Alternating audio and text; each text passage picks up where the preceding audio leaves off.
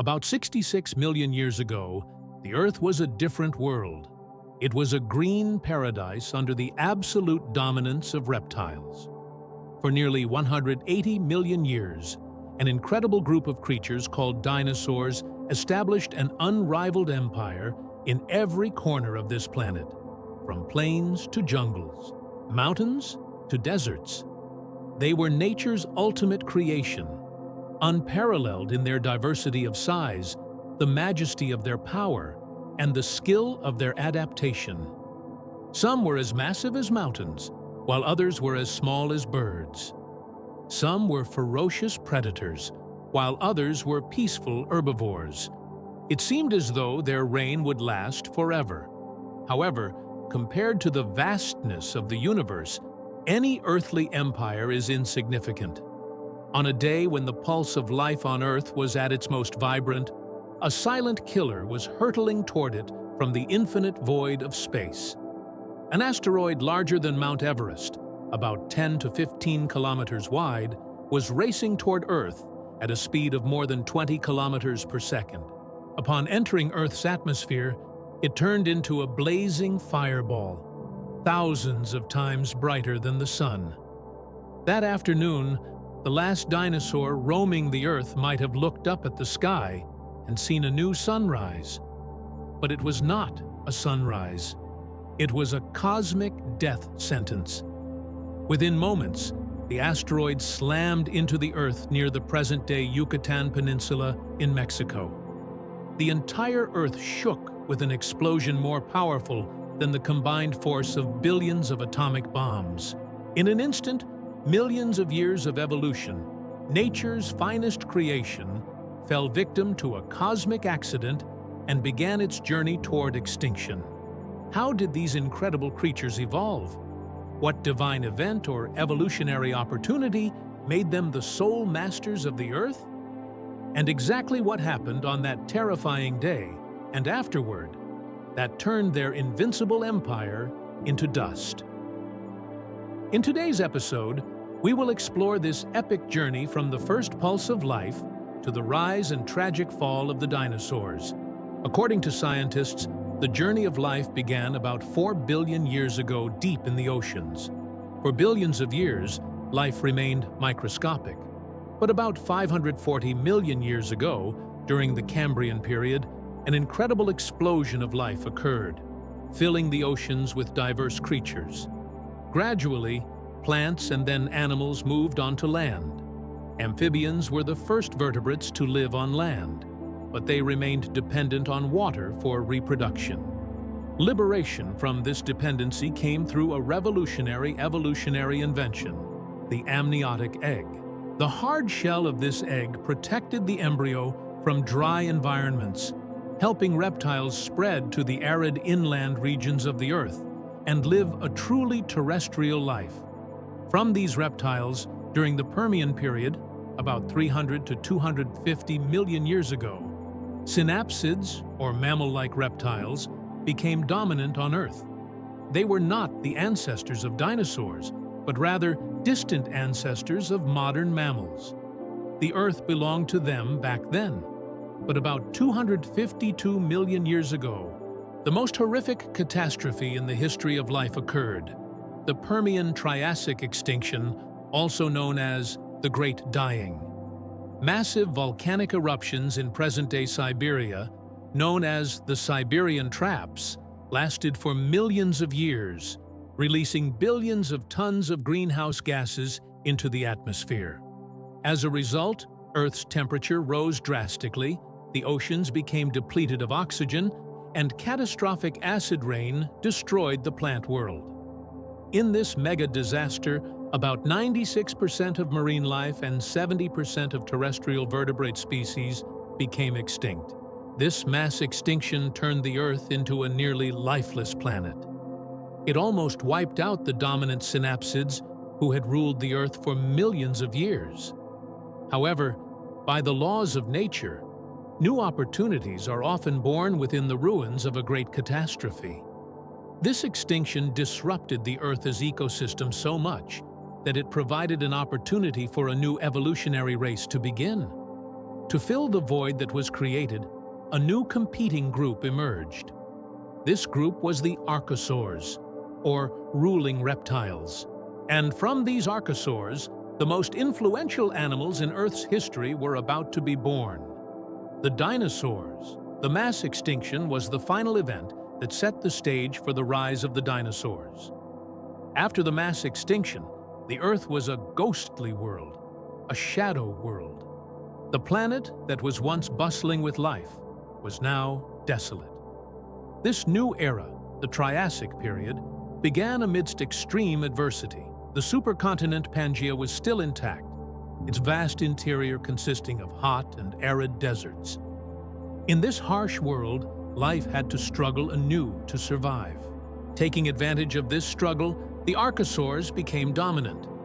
The evolutionary tree of archosaurs split into two main branches, distinguished by their ankle bone structures.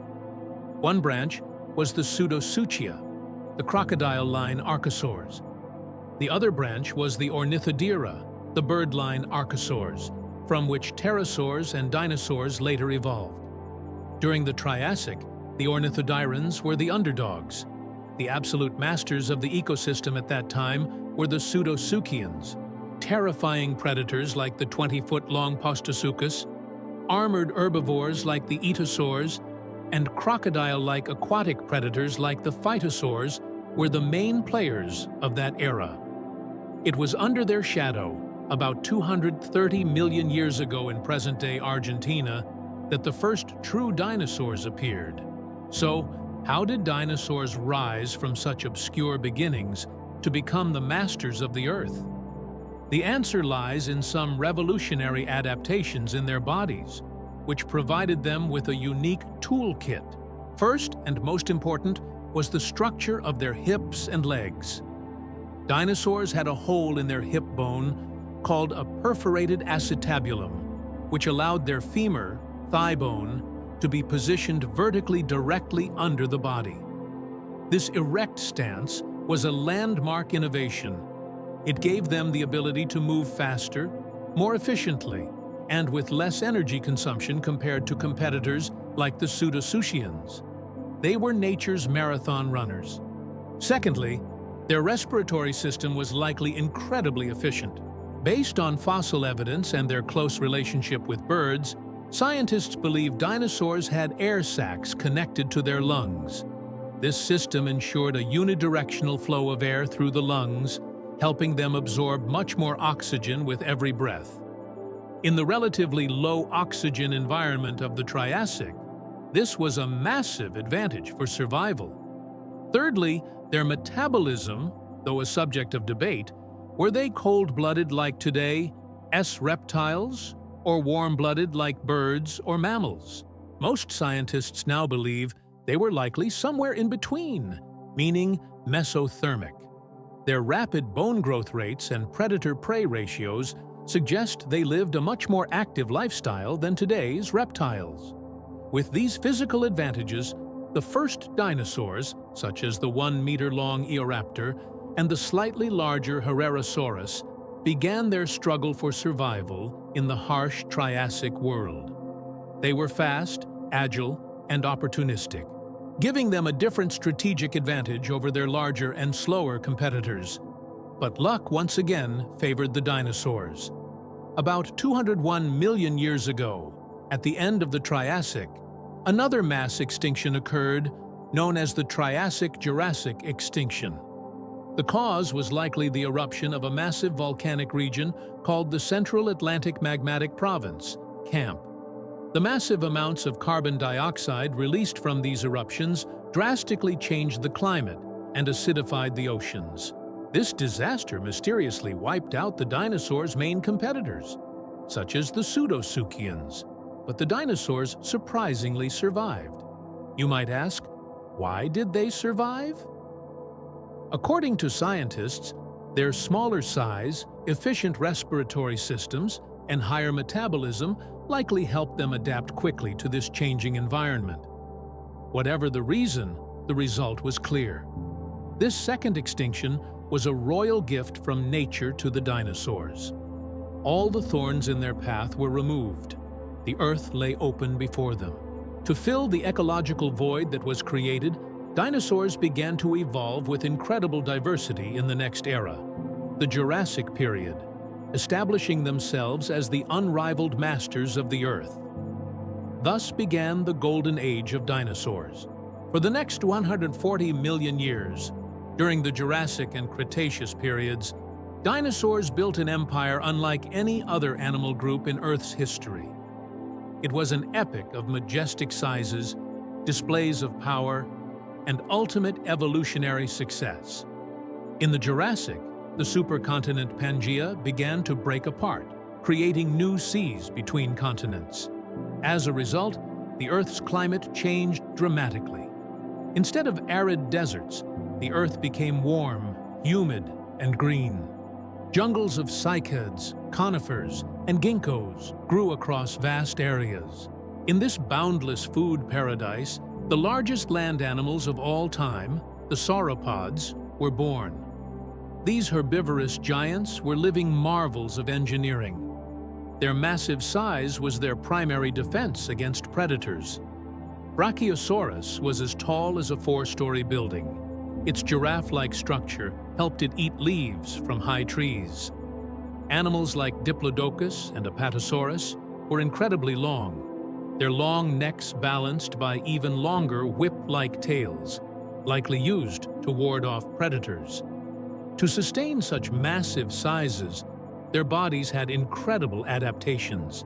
For example, like birds, their vertebrae were filled with air sacs, keeping their massive skeletons relatively light yet strong. Again, these air sacs ensured a unidirectional flow of air through their lungs, supplying oxygen to their massive bodies, even for simple tasks like walking, which required enormous energy. Furthermore, they were living food-processing machines. They would strip leaves with their teeth and swallow them without chewing, using gastroliths, stomach stones, in their massive guts to grind the plants, where microbes would digest them. Meanwhile, it was impossible for such large animals to incubate eggs for long periods. Fossil sites like Aucamahuevo in Argentina show that they nested together in large colonies, digging holes and covering their eggs with soil, much like today's sea turtles. To hunt these herbivorous giants, the Jurassic period had terrifying predators like Allosaurus. It was about 30 feet long, equipped with sharp teeth and powerful three-fingered claws. Evidence from the famous Morrison Formation in North America shows that Allosaurus was the most common large predator of that era, and often hunted massive animals like sauropods in groups. There was also Ceratosaurus, which had a horn on its nose, and even larger predators like Torvosaurus. In the Cretaceous period, the diversity and numbers of dinosaurs reached their peak. It was during this time that a revolutionary change occurred on Earth: the appearance of flowering plants, or angiosperms. The birth of flowers made the Earth's landscape colorful and created new nutritious food sources like fruits and seeds. This Cretaceous terrestrial revolution influenced the evolution of new insects like bees, ants, and butterflies, as well as birds, and triggered an explosion of new dinosaur species. In this era, we see our most familiar and fascinating dinosaurs. For example, Tyrannosaurus rex, or T-Rex. It was the unrivaled apex predator of its ecosystem. Its skull was massive and powerful. The wide back of the skull allowed it to use binocular vision, which is highly effective for measuring distance to prey. It had about 60 thick, banana-shaped, sharp teeth that could deliver a bite force of about 8,000 pounds, enough to crush the bones of any animal. Its incredible sense of smell allowed it to track prey or carcasses from a distance. Its two small arms are a subject of long debate, but they were likely used to grip prey closely or to maintain balance while rising from the ground. Feather impressions have been found in the fossils of its ancestors, like China's Yutyrannus, suggesting that at least at some stage of life, T-Rex might have had feathers too. Hadrosaurs, or duck-billed dinosaurs, were the cows of the Cretaceous. For millions of years, they roamed in massive herds. Their beak-like mouths contained rows of hundreds of teeth, known as dental batteries. These teeth were constantly replaced, helping them effectively chew tough plants like cycads. Parasaurolophus had a long, hollow crest on its head. Scientists believe they could create sounds of specific frequencies by blowing air through this crest to communicate with each other. The most famous member of the ceratopsian or horned dinosaur group was Triceratops. Its massive bony head frill and 3 sharp horns were an impenetrable shield against the terrifying bite of a T-Rex. But these horns or frills were not just for self-defense. Species like Styracosaurus had many more small horns around their frills. Likely, these various types of horns and frills were used for species recognition and attracting mates, much like the antlers of today's deer. Although raptors or dromaeosaurs became popular through movies, in reality, raptors were even more fascinating.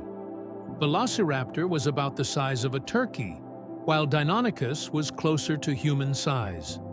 Fossil evidence shows they were highly intelligent, covered in feathers, and warm-blooded.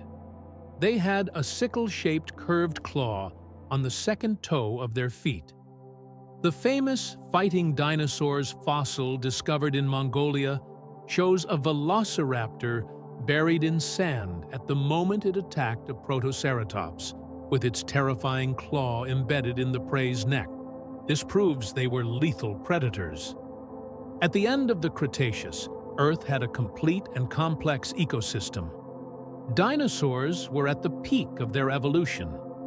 Fossil records from the Hell Creek Formation in North America give us a glimpse of those final moments, where Tyrannosaurus, Triceratops, and Edmontosaurus lived together. It seemed nothing could shake their reign. But they did not know that a cosmic messenger was hurtling from space to draw the final curtain on their 180-million-year glorious rule. The day was just like any other. On a spring day in the Northern Hemisphere about 66 million years ago, life in the shallow tropical seas of the Yucatan Peninsula was normal. Small animals roamed the mangrove forests, while fish and ammonites swam in the sea. They did not know that the moment determining their fate and the fate of the entire Earth in the cosmic cycle was only seconds away. At that moment, the silent killer, the Chicxulub asteroid, emerged from the infinite void of space. Larger than Mount Everest, this 10 to 15 kilometer wide rock entered the atmosphere at a speed of about 72,000 kilometers per hour, or 20 times faster than a bullet. Friction with the atmosphere turned it into a terrifying fireball, thousands of times brighter than the sun. Animals on Earth looked up at the sky and saw a second sun rapidly descending toward them. Within seconds, it slammed into the Yucatan Sea at an angle of about 60 degrees. This oblique impact was even more lethal because it sprayed a massive amount of debris in a specific direction, particularly toward North America. The force of that explosion was equivalent to about 10 billion Hiroshima bombs. This single hit created a massive hole, or impact crater, about 180 kilometers wide and 20 kilometers deep in the Earth's crust. In the blast, the asteroid and thousands of cubic kilometers of rock, water, sediment, and stone were instantly vaporized, melted, or pulverized. This energy was one of the largest explosions in our solar system since the birth of the universe. The immediate impact of the collision was unimaginable. Within a radius of thousands of kilometers from the center of the explosion, everything, dinosaurs, plants, rocks, was vaporized instantly. A terrifying shockwave spread in all directions faster than the speed of sound, flattening everything in its path. Immediately after came intense thermal radiation that spread at the speed of light, setting forests on fire thousands of kilometers away and burning unprotected animals alive. Because it crashed into the sea, the explosion gave birth to a terrifying mega tsunami. The initial wave was likely more than a mile high. These catastrophic waves traveled at hundreds of kilometers per hour, completely destroying the coasts of the Gulf of Mexico. The force of the tsunami was so powerful that it reached the interior of North America, evidence of which has been found as far away as North Dakota. The explosion likely caused an earthquake of magnitude 11 or higher on the Richter scale, which shook the entire planet for hours. This vibration triggered volcanic eruptions and landslides worldwide, causing further chaos and destruction. As a result of the explosion, trillions of tons of rock, dust, and vaporized asteroid parts were ejected high into the atmosphere, even into space. These hot particles, known as ejecta, began to return under Earth's gravity a few hours later. Upon re-entering the atmosphere, they turned into small glass beads or tektites, burning like meteors. A rain of these glowing particles began across the entire sky, turning the sky into a blazing furnace. This fire rain raised the temperature of the upper atmosphere by hundreds of degrees. This unbearable temperature caused worldwide catastrophic wildfires. The dinosaurs that had survived the initial explosion and tsunami could not escape that global firestorm. Their feathers or skin were scorched, and the air they breathed became fiery. Within a few hours, the dinosaurs' 180-million-year-old green paradise had turned into a burning hell. The planet called Earth was burning, but the most terrifying chapter had not yet begun. The initial destruction was just the beginning. The real killer was invisible, cold, and long-lasting. After the initial firestorm stopped, a strange, chilly silence descended. The sky was dark.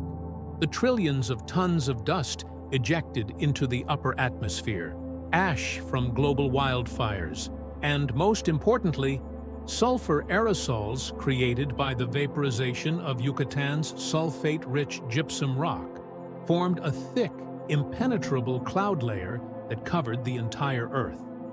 Irrefutable evidence of this event is clearly preserved in Earth's geological layers. At the junction of the Cretaceous and Paleogene periods, a thin black line is seen in rock layers worldwide, known as the KPG, Cretaceous-Paleogene boundary. First discovered in Gubbio, Italy, this layer contains an unusually high concentration of a rare metal called iridium. Iridium is scarce on Earth, but abundant in asteroids. Also found in this layer is shocked quartz, a type of crystal formed only under extreme pressure, like nuclear explosions or asteroid impacts, and tektites, small spheres of glass formed when molten rock cools. This layer is the worldwide signature of the Chicxulub impact. This cloud of dust and sulfur was an impenetrable wall for sunlight. Earth entered a deep, endless night. This event is known as impact winter. According to computer modeling, even during the day, the sky was darker than a moonless night. Up to 99% of sunlight was blocked. As a result, the average temperature of the Earth dropped dramatically by about 26 degrees Celsius or 50 degrees Fahrenheit. Even in tropical regions, temperatures dropped below freezing. Earth became a frozen, dark planet. This darkness and cold likely lasted for several months, or even years. This endless night and cold were the primary causes of the mass extinction. Its effects were far-reaching and devastating. For instance, without sunlight, plants cannot perform photosynthesis. This was like dropping a nuclear bomb at the very base of the food chain. Almost all plants and phytoplankton on land and in the sea died. Fossil records show a fern spike after this time, meaning the first plants to grow back after the disaster were ferns, because their spores can remain dormant for a long time. With the plants gone, massive herbivorous dinosaurs like Triceratops, Edmontosaurus, and Ankylosaurus began to die of starvation. Their massive bodies required hundreds of pounds of food daily, which was no longer available on Earth. With the herbivores extinct, apex predators like Tyrannosaurus rex and dromaeosaurs also died of starvation. Their prey had run out. They likely survived for a while by eating the carcasses of other dead dinosaurs, but eventually, they too died of hunger. The same thing happened in the sea. Phytoplankton was the foundation of the marine food chain. As they died, the zooplankton and small fish dependent on them also died. This led to the extinction of coiled shell marine creatures like ammonites and massive marine reptiles like plesiosaurs and mosasaurs. Additionally, the sulfur released from the explosion mixed with water in the atmosphere to create horrific acid rain. This acid rain continued for years, making the surface water of the ocean as acidic as vinegar, becoming lethal for creatures with shells made of calcium carbonate. In the face of this global disaster, all non-avian dinosaurs, along with pterosaurs, ammonites, and mosasaurs, and about 75% of Earth's species became extinct. However, even after that horrific disaster, about 25% of species survived. Now, the question is, who survived and why? Surviving on Earth after this mega disaster was a massive challenge. The meaning of survival of the fittest had changed. Massive size and power were no longer the criteria for survival. Rather, they were a burden. Those who survived had some common characteristics, such as small size. No terrestrial animal larger than 25 kilograms, 55 pounds, survived. Smaller animals require less food and can easily hide. Also, those who could eat anything, like insects, worms, rotting waste, fern roots, ultimately survived. Animals with specialized diets became extinct. Meanwhile, those who could burrow underground, take shelter in caves, or in freshwater environments, were able to protect themselves from the initial thermal radiation and subsequent extreme environments.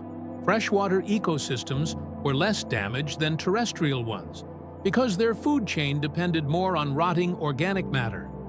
Some reptiles like crocodiles and turtles survived because they were cold-blooded. Their metabolism was slow, and they could go without food for long periods. And most importantly, hiding beneath the ruins were the ancestors of Homo sapiens, small, mouse-like mammals. The long night that lasted for years finally ended. The dust gradually cleared from the atmosphere, and sunlight began to reach the Earth again. But it was a new world. The noisy world of dinosaurs was now silent and empty. After 180 million years of absolute rule, they were now only memories in fossils. For those who survived the great disaster in this empty world, a new opportunity lay ahead. To fill the massive void in the ecosystem created by the absence of dinosaurs, new creatures emerged, and mammals seized this opportunity. In the age of dinosaurs, mammals were small nocturnal creatures. They lived hidden in the shadows of dinosaurs. But after the extinction of dinosaurs, they no longer needed to hide. There was no longer any competition for food and habitat. In this newly free world, mammals underwent an incredible adaptive radiation. They began to grow in size, adapted to new diets, and gradually occupied the niches that once belonged to dinosaurs.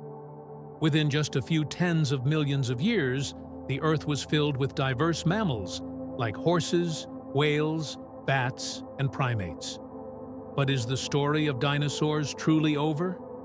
The answer is, not entirely. One branch of dinosaurs survived that mega disaster. In the Cretaceous period, a branch of the theropod group, bipedal carnivorous dinosaurs, evolved into feathered flying creatures. They are the birds. Yes, the birds we see around us today, from sparrows to eagles, are all direct descendants of dinosaurs. So, whenever you see a bird, remember that you are looking at a living dinosaur. From the first pulse of life to the epic rise and sudden fall of the dinosaurs, this story reminds us of both the abundance and uncertainty of life on our Earth. The extinction of dinosaurs was a cosmic accident, an unfortunate event beyond their control or imagination. Their 180 million year successful reign proves that they were by no means failures, but rather an ultimate success of evolution. According to scientists, their fall, which was an ultimate tragedy for them, was a great fortune for us, mankind. If that asteroid had not hit the Earth, dinosaurs might still be ruling this planet today, and mammals might still be hiding in their shadows. That is to say, the evolution of intelligent primates like Homo sapiens might never have occurred. Scientists believe we have risen from the ashes of the dinosaurs' extinction. In the vast context of the universe, nothing is permanent, and life follows an incredibly complex and unpredictable path, where a sudden event can change the course of history forever. Dinosaur fossils are not just skeletons of strange animals from the past. They are silent witnesses to the depth of time and the serendipity of our own existence on Earth.